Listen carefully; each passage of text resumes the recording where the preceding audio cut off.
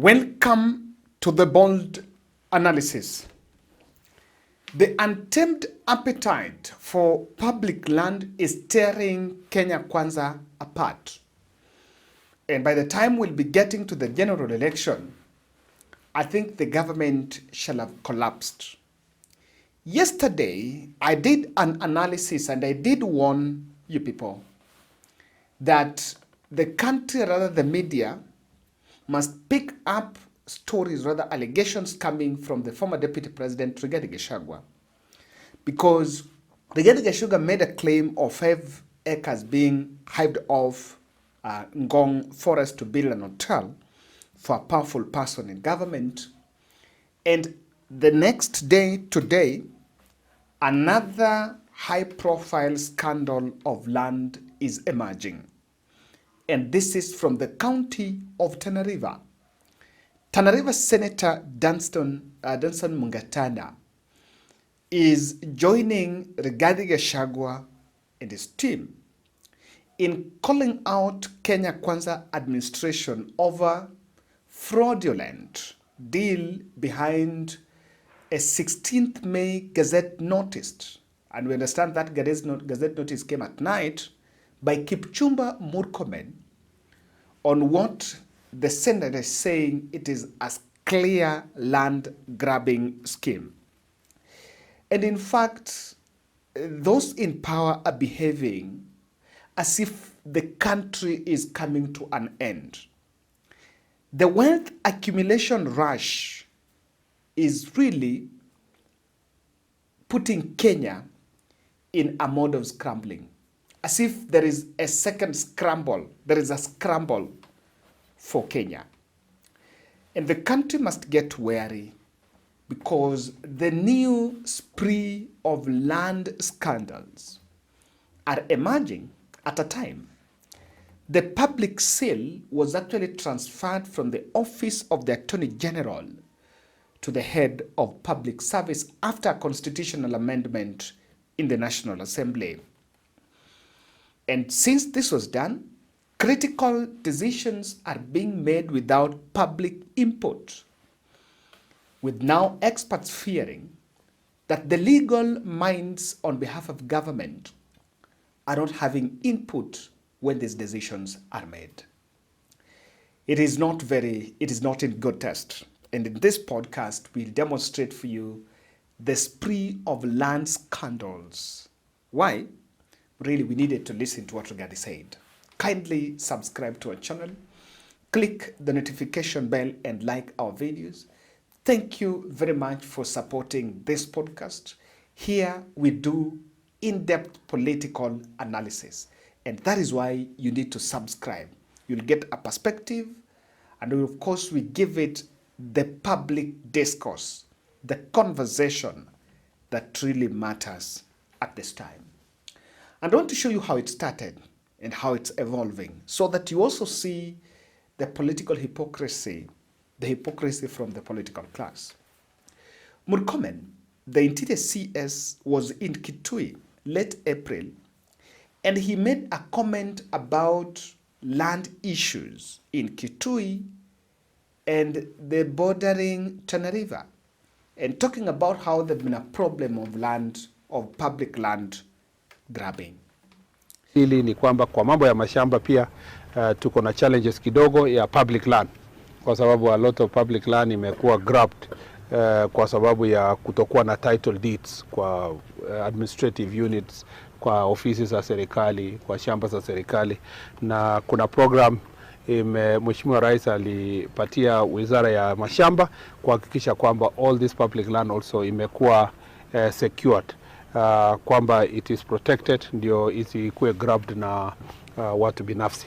Ya tatu, ningependa kusema shida kubwa tena katika kaunti hii ambayo tuliona tukiwa pia Tana River ni mambo ya boundaries. Boundary ya Kitui na Tana River inaleta changamoto kubwa sana kwa mambo ya usalama.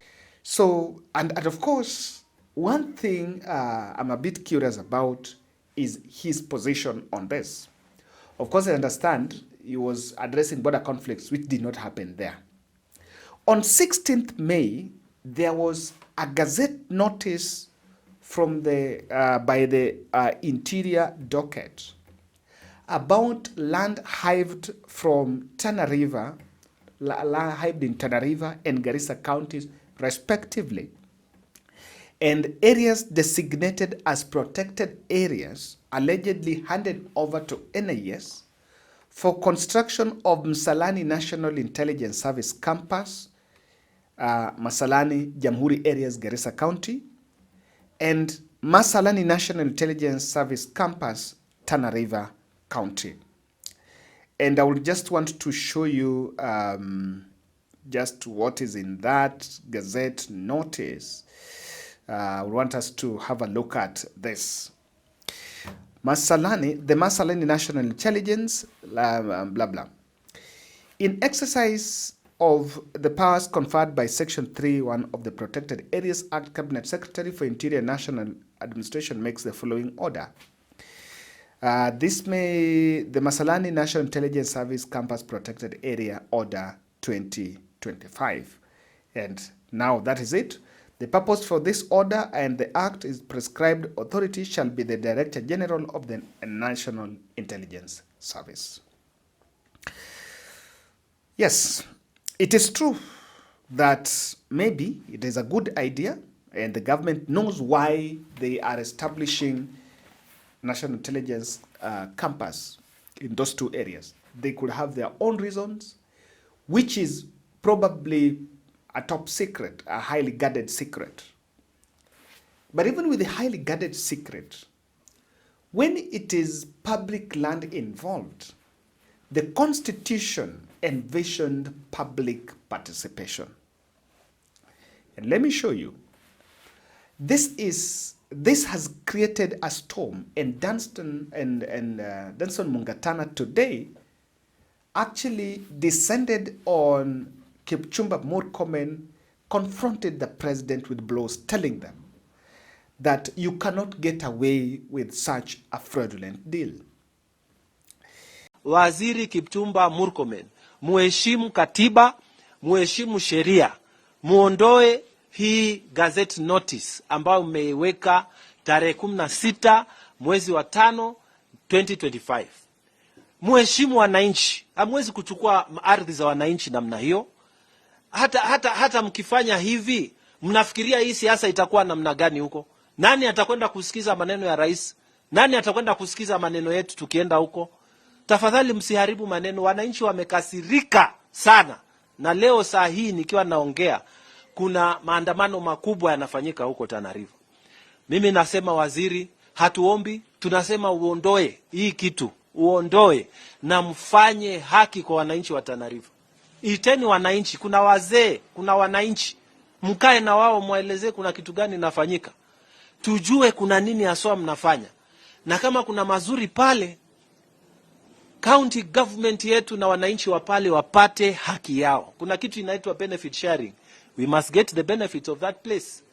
Na kama kuna kitu kibaya mnafanya pale ambayo inaweza kuadhiri mazingira ya wananchi, basi ni lazima mtueleze wananchi watapata compensation namna gani. Hamwezi kufanya mambo kama ambaye tuko katika ukoloni. Wakoloni ndio walikuwa wanafanya hivyo. Wanakuja wanachukua ardhi, wanaambia tokeni mwende mkakae huko mnaenda. This is wrong. Tana River ni Kenya. Tana River iko chini ya katiba na hatutakubali. By the way, hatutakubali hii kitu. Tunaipeleka Senate na tutaita waziri huko. Na kama hamtafuata maagizo ya wananchi, tutaenda kotini. Tutafuata kila njia ya kisheria kukataa hii maneno.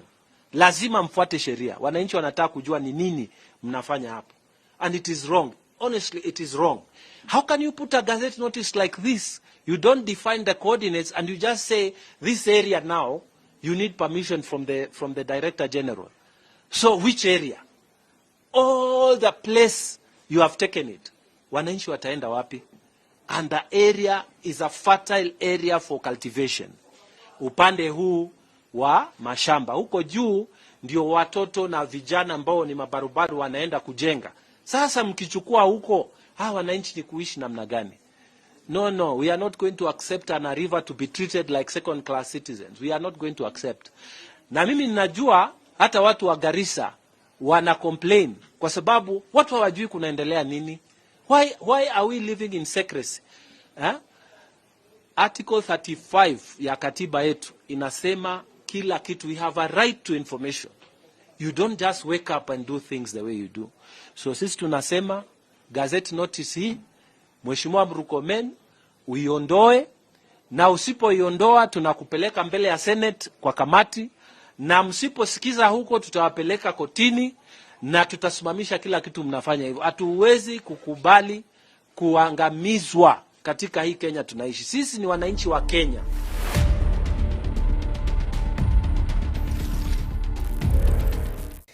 So consequently, even his counterpart, Fafi Member of Parliament from Garissa, is also calling on Murkomen to revoke that gazette notice that was touching on that Masalani NIS campus in Garissa. Waziri wa Interior, ile gazettement alifanya jana usiku ya protection of Masalani campus ya anasema ya intelligence, hiyo kitu atupilie mbali, ama sisi tutaenda kotini na tunasimamisha hata kama mimi si bunge huko. The Member of Parliament demanded the immediate degazettement of the order, threatening to mobilize residents for legal action if the government fails to comply. He also issued a stern warning to President William Ruto, stating that regional support will hinge on developmental progress and the cessation of perceived discriminatory policies. Toa hiyo, you have not done public participation. Hujaongea na watu wa Bura, hujaongea na watu wa Ijara, because that's a county thing, it's not a Masalani thing. Hujaongea na watu wa Bura, hujaongea na watu wa Masalani. So that has created a problem, and I compare this to that other issue in the Ngong, the hiving of land in Ngong Forest. Even the one in Ngong Forest, I did that analysis yesterday, and I showed you. Not even Minister for Environment, Minister for Land, or Environment, Lands and Tourism knew about that hotel, and no one is communicating about it. And I did raise that issue here. And I also said that when Rigathi raised, for example, this thing of Masalani, if this would have been said by Rigathi, someone would say, Rigathi is bitter. And we've been saying, yes, Rigathi is bitter. And he can be talking because he's bitter. But behind the bitterness, apart from the bitterness, is he saying things that are truth? Now in Tana River, the senator is emerging. That is why I said that these things are happening. And curiously, land given to NIS cannot happen without the nod of the president. And I curiously feel Mungatana should address the president directly instead of addressing Murkomen. Now, today, in Parliament, Cherargei tried to echo and to raise that matter about the Tana River, Masalani land grabbing in Tana River.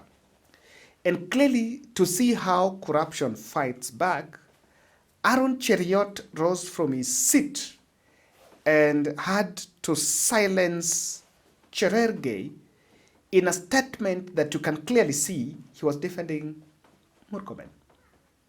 You have seen even he has sponsored the grabbing of Masalani land in Tana River, Mr. Speaker. How do you go and grab land? This minister must be called out. He is embarrassing all of us who are in government. In fact, the Murkomen must and should resign. Mr. Speaker, even he is now sponsoring MPs to attack me, Mr. Speaker, instead of fighting issues of insecurity. There is a point of order. Mr. Speaker, Senator Cherargei is not a first-time legislator. What we must stop, Mr. Speaker, is a conduct that is becoming the norm in this House, where people want to use the privilege of the floor of Parliament to malign and personalize attack against other citizens of this republic. That we cannot tolerate, Mr. Speaker. It is not honorable, it is not right, and it cannot be accepted. Did you hear Senator Cherargei say that CS Murkomen, I don't know, has organized land to be grabbed, I don't know where? Can he either table evidence to support his claims, Mr. Speaker, or withdraw, because that should never be left in the records of this House, Mr. Speaker.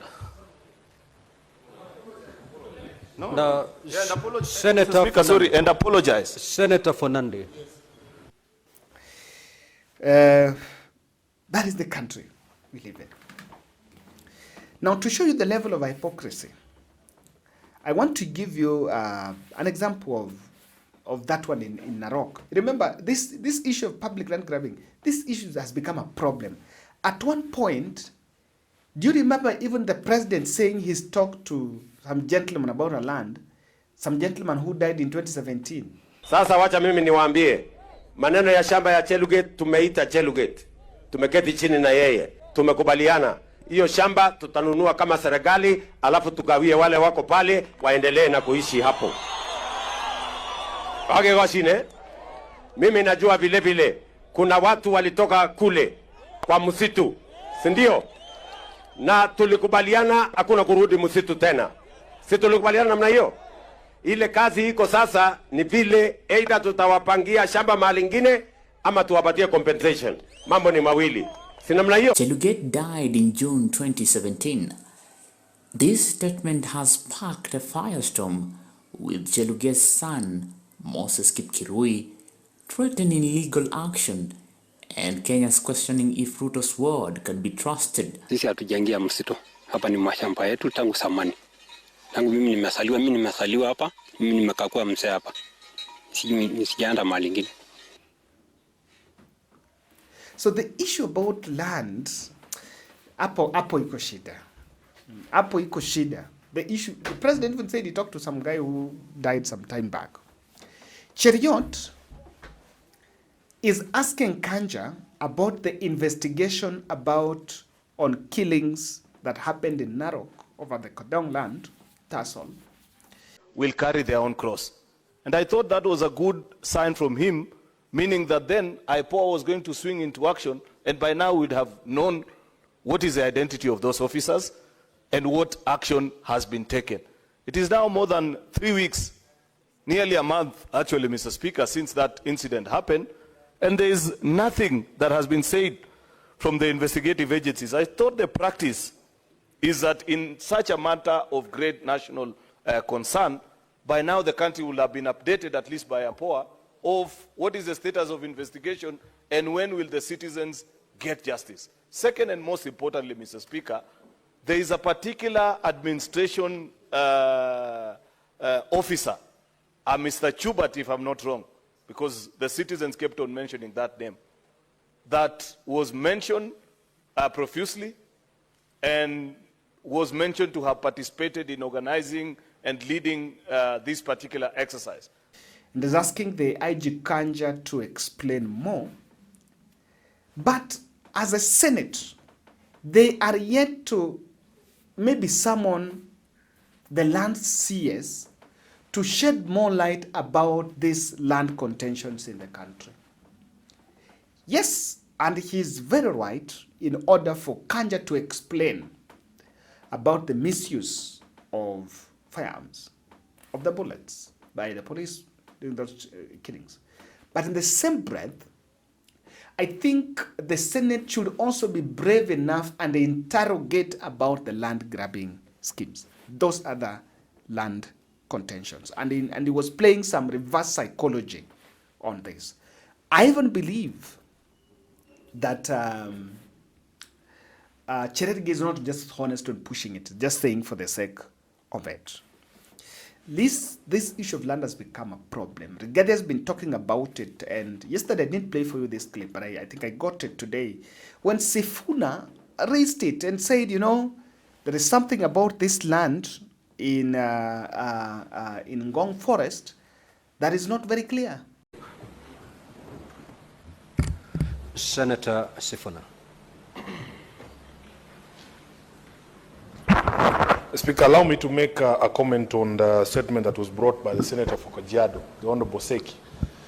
Speaker, just a few weeks ago, I think it is not more than a month, the Cabinet Secretary responsible for the environment was here with us. And part of the problem we raised with the way that the Kenya Forest Service manages public relations is that they never tell the public when they are planning to do something or engage even the stakeholders in the community when they are developing plans for anything to do with our forests. You will wake up one day and Karura Forest is trending, they are cutting trees, they have not told anybody, and then they come and tell you they were harvesting mature trees. Now, Honorable Speaker, they have gone into Ngong Road Forest, and out of the blue, somebody is building a hotel in the middle of the forest without telling anybody. Honorable Speaker, it takes the locals there, the people, the neighbors, to raise the alarm and say there's something that is happening in the forest, for them to come out. And then I saw the chief conservator of forests coming there and saying, oh, the project is above board. Our constitution requires transparency. When you are dealing with public property, all it takes, Honorable Speaker, is for KFS to tell us these are the plans for this particular forest, engage the stakeholders, engage the public, let us have NEMA on board, so that we are all clear that there is a project that is happening and this is how it's going to benefit us, especially when it comes to conservation of a forest. But this issue of them waiting for social media outrage, then they come and tell us, oh, this thing is above board. Honorable Speaker, we need to call out the Kenya Forest Service. Lastly, Honorable Speaker, on the statement that has been brought by my sister. And I feel we should not take that direction. The country need not to be put in that direction, even if someone is vouching for land. Curiously, why is Murkomen dominant on these land issues, while the CS for lands is Alice Wahome? Well, let me ask it this way. The two pieces of land were being given for NIS, Garissa and Tana River. Who is supposed to do that gazette notice? Yes, the recipient is NIS. Does NIS fall under Minister of Interior? Maybe, but I don't think. It's a separate entity. So why is it that it's not Ministry of Land that is gazetting that? Or someone will say Protected Area Act. But why did you just invoke the Protected Area Act? Why did you just invoke the Public Land Act? Because the Protected Area Act falls under the Ministry of Interior. But there is also the Public Land Act, which the custodian of that act is the Ministry of Lands. And that is very questionable. It seems it's a clique, it's a ring that not even the others will fall about. Secondly, I feel the president is attracting unnecessary rage from the public by just failing to involve them. I've seen the number of advisors is piling. The president has a pile of advisors. I don't know whether there is one for lands. But these advisors should also be wary. I think these advisors should be telling the president. One of the things, and I think I've been saying it, one of the problems is here in Kenya kwanza ni hii. Unaweza kuwa na idea mzuri sana. For example, no one is opposing that shamba inapewa NIS.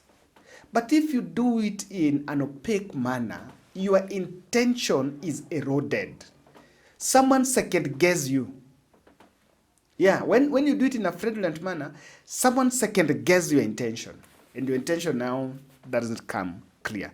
Land contentions should be managed well. Why? Because they normally spark intercommunity conflicts. Look at what happened in Kwadong, in Narok.